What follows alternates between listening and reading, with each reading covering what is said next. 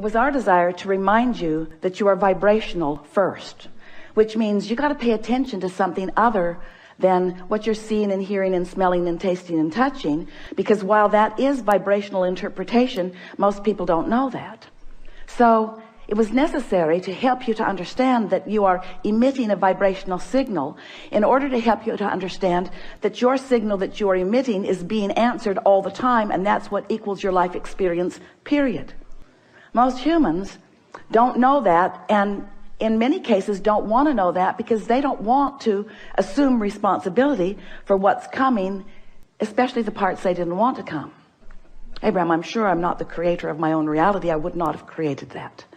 And we say, we didn't say you did it on purpose, but you did do it. You did do it. Sounds a little blameful, doesn't it? You did do it.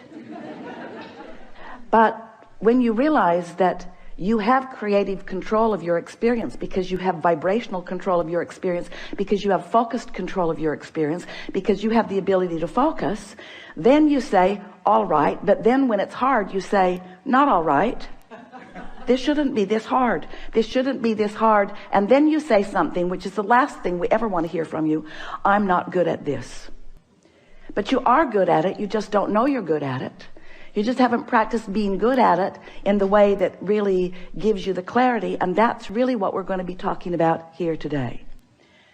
If you've been following us for a while, you've heard us say that you are the creator of your own reality. Blah, blah, blah. Enough of that. And that you live in a vibrational universe. Blah, blah, blah, blah, blah. Enough of that already. But you do, and you are. So, blah, blah, blah. So, here you are, the creator of your own reality. And life is constantly throwing things at you, isn't it? Well, it's not really like that. Life is happening around you, and you're observing, but it really isn't after you. It's not testing you. It's not challenging you. It's just being around you for you to observe. It's just this magnificent palette for you to play in. So life is happening around you, and you are participating in it through your observation, through your memory, through your awareness, through your conversation. You're participating in it. And as you are doing that, you are coming to lots of conclusions, many and every day, of what you want. Because life helps you to know what you don't want. You know what you don't want. You know what you do want. You know what you don't want. You know what you do want. It's just this wonderful variety or contrast that helps you to come to important personal conclusions. So these conclusions happen within you, and we've been calling that step one, because the variety, the contrast that surrounds you, causes you to ask for what you want. Whether you use words or not, you just constantly keep coming to personal preferences. You were born like that. You've always been like that. You will never stop being like that. We want you to accept that you are like that. It's a good thing. Step one is a really, really good thing. You're asking constantly. It is the basis of the expansion of the universe. It's a wonderful thing. So you're asking, step one. Step two, not your work. That's where law of attraction and the source within you answers what you're asking for. When you emit a signal, the signal is answered. So ask, answer, ask, answer, ask, answer. But your discomfort is that there often appears to you to be quite a time gap between your asking and the universe answering. But there is not a time gap between the answer. There's just a time gap between you getting up to speed with the answer. You say, hey, Abraham, that can't be right, because I want it. I'm paying attention. If it were there, I would know it.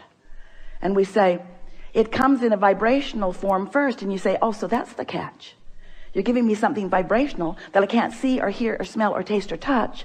So you can say all day that when I ask, it is given. Write a book about it if you want, Abraham. You can say that all day, but to me it doesn't feel like it's being given. And we say that's because you're in a different frequency from what you're asking for. You have to line up with what you're asking for. In other words, when you want more money because you clearly do not have enough, when you feel frightened or bound or in trouble financially or just not satisfied, when you feel that way, you are that way. And you say, no, I feel that way because I am that way. And we say, no, you am that way because you feel that way. In other words, it works differently than you think it does, but you've been observing it for so long, you don't know which came first. But what comes first always is your vibrational countenance. And then the manifestation just matches what you feel like. So if you want more money and you feel like you don't have enough money, you can ask all day, all day, all day, every day. You can write long lists of it. But if in your belly, if in your being, if you're feeling the fear or the absence of money, then you've got a vibration going that's different from the answer that you seek. You want more money, but your vibration says, I don't have enough. And the universe says, and law of attraction answers you with what you're feeling. So a lot of our physical friends, especially in the beginning, say, well, then it doesn't seem like I can get there from there. It doesn't seem like I can get to where I want to be from where I am. Because if I am missing something that I want, and I'm aware that I'm missing this thing that I want, and in fact, the reason that I'm speaking about it so clearly is because it's missing, and that's why I want it, then how do I get there? And we say, you have to feel like it feels to have it. And you say, okay, then give it to me and I will. And we say, just try a little bit. Just try a little bit to not activate within yourself so often the vibration of what's missing, and focus yourself into activating the vibration of what you want. It is not as difficult as you think. So step 1 is contrast causes you to ask. Step 2 is it is given vibrationally, so there is no gap really. Step 3 is you have to convince yourself there's no gap. That's the work. You got to feel it as if it is in order for it to be.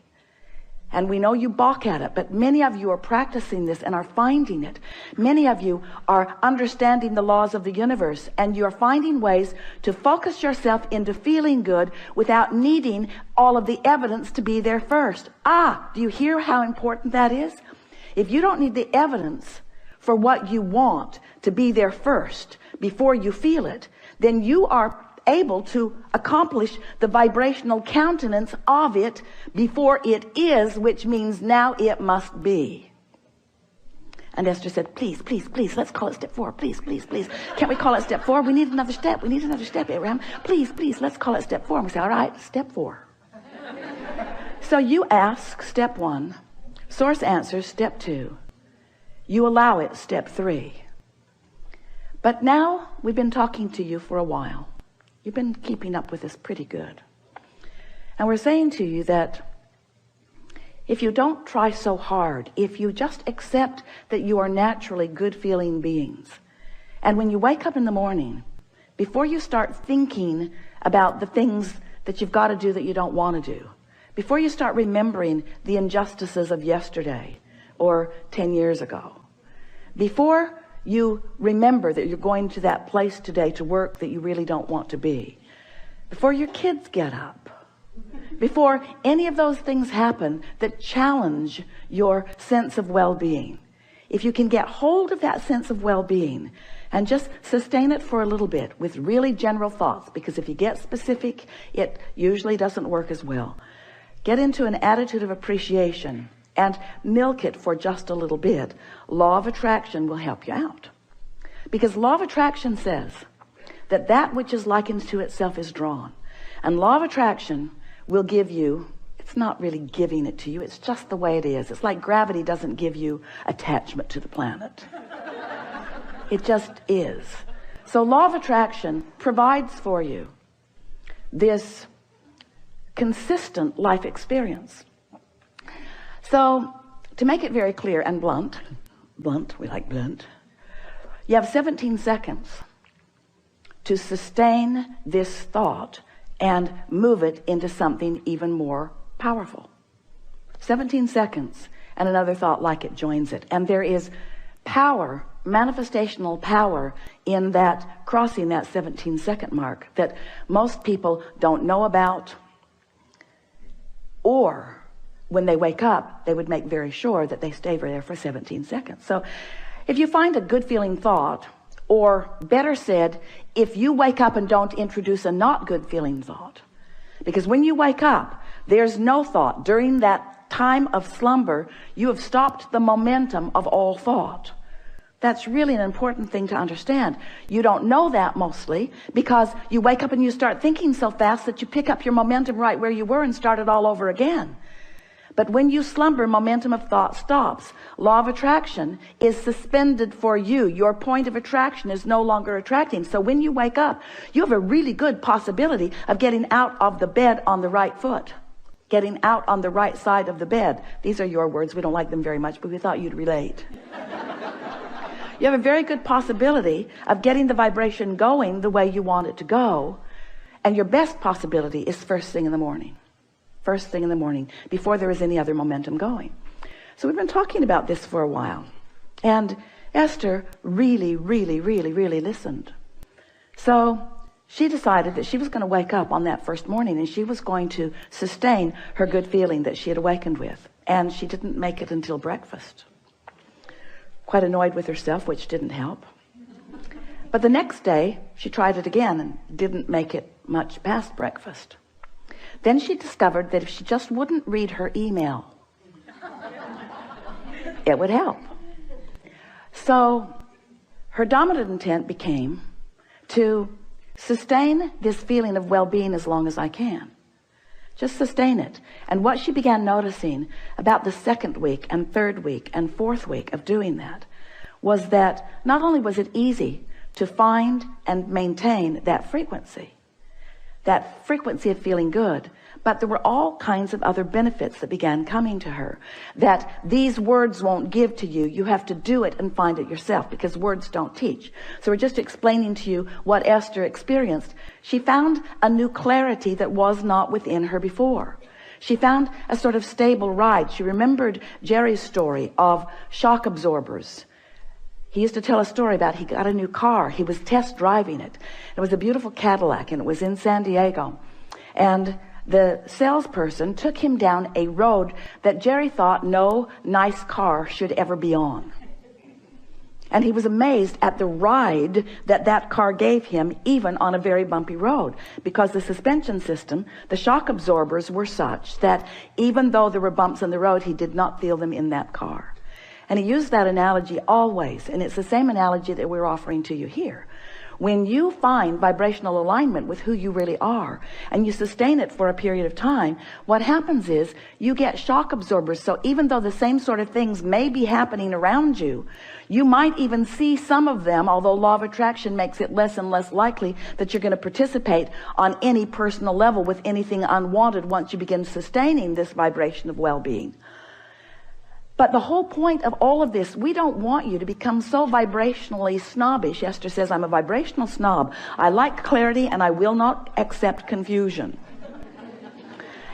But when you care about how you feel and you practice it until you're in this place where you are sustaining it more consistently, then you don't feel like you felt before. You know how when you first start knowing that you are the creator of your own reality, and you get feeling pretty good, and then someone says something that takes you away from your good feeling, and you think to yourself, I'm never talking to you again. I'm going to avoid you. You are a downer. But then you find yourself in a sort of state of avoidance everywhere. You can't watch television. You can't really go out in the world. You have to give your children away. You just can't barricade yourself into enough solitude to really maintain the vibration, and you give up so much by trying to do that. The benefit of alignment shouldn't have to pay the price of being a hermit. You should be able to practice your alignment until you're so good at it that you can go anywhere, be anywhere with anyone, and maintain your vibration. And let's call that step 4. Because Esther wants to.